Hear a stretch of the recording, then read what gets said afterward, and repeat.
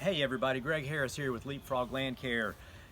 It's aeration and seeding time for Fescue lawns here in North Carolina, and I wanted to run through some things of what you need to do after aeration and seeding. So after you get that your lawn aerated, your fertilizer down, your new seed down, one of the biggest things is you've got to water daily. We recommend watering daily for 2 weeks. The biggest thing to remember with new seed is that once it gets wet, it can't dry out before it starts rooting, or else it's done.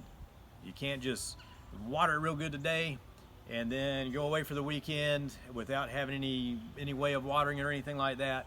Come back and think you're picking it back up on Monday and everything's going to be hunky-dory. If it dries out in between waterings to start with, it's done. All right. So keep it wet. It's hard to give an exact amount of how long you need to water for, because I don't know if you've got a really efficient irrigation system. I don't know if you've got skinny garden hose or if you got one of the bigger, fatter water hoses. I don't know the type of sprinkler you're using. The biggest thing to do is to watch what's happening. You can measure your water, how much is coming out, by taking a tuna can and letting it run and see how long it takes to fill it up. You can do a lot of different things like that, but the biggest thing to start with is the first day or two, you need to get the grass seed really wet. Once you get it really wet, the first couple of waterings, you just got to keep it damp for about 2 weeks. So I'm not saying saturated, I'm not saying water running all off on hills and slopes. You want to keep it damp. Some days, like today, the high here is about 75 degrees, partly cloudy. We don't need nearly as much water today as we did 2 days ago when it was 90 degrees and sunny as can be. So on a day like that, we may have needed to water twice. A day like this, once for about 10 minutes will probably do us. So you just have to pay attention to the weather, what's going on. If it's raining tomorrow, guess what? We need to water today, but we might not need to water tomorrow if we're getting enough rain. But don't just count on the forecast saying you're getting enough rain, because if it doesn't pull through, you still need to water, okay? So the first 2 weeks, water daily.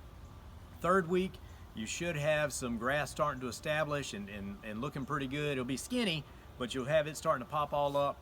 And we recommend watering about every other day for that third week. And then after that, you just got to pay attention and see what's going on weather-wise. Let's see here. If you have established grass already, if you're just aerating and overseeding to get your lawn thicker, you've already got a good stand of grass already, you mowed your lawn down to about 2 to 3 inches beforehand, guess what? Your old mature grass is going to need to be mowed before your new young grass. A lot of folks say, man, stay off it for about a month, let it grow up real thick. I don't go with that. I actually, my opinion is when the mature grass that is already there, when it needs mowing, mow it. Typically, you don't want to take more than 25% of the grass blade off at a time. So when you aerate and seed, take it down to 2 to 3 inches. But then raise your mowing deck back up to 4 inches, and when that mature grass gets to about 5 inches and it needs mowing, man, go ahead and mow it. That young grass, it might get beat up a little bit, but it's going to get tougher faster that way.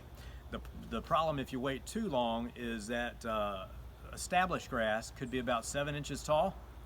You run your mower through that, creates a lot more thatch, and guess what? That thatch is really hot, and it will actually burn the new grass really quickly.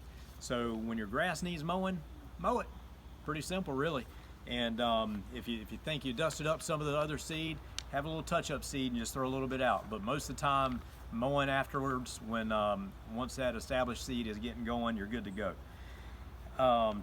Usually not too long after aeration and seeding time, if you're doing it in the fall time frame, we're going to have leaves starting to fall from the trees. Guess what? You got to get it off. I'm not saying you got to be out there every day blowing or raking leaves off, but I do recommend with new seed that's new grass that's just barely rooting and just getting established, I would much rather you blow the leaves off than rake it off, okay? But when you blow from a distance. If you're trying to blow leaves over here, don't come up with your blower and blow right at it, because then you're going to push the ground hard. Blow from a distance, blow from back here, and that air, if you got a decent blower, it's going to push and it's going to make those leaves roll off versus you getting right down here at it and hitting it hard, okay? So blow from a distance. But I recommend every other day blowing those leaves off, because if you're watering, or even if we're just getting a lot of dew, those leaves can actually start making an imprint on that new grass, and that new grass is so young and tender that it can end up killing it out. So make sure you're getting it off of there. Last thing, and I'm going to let you go.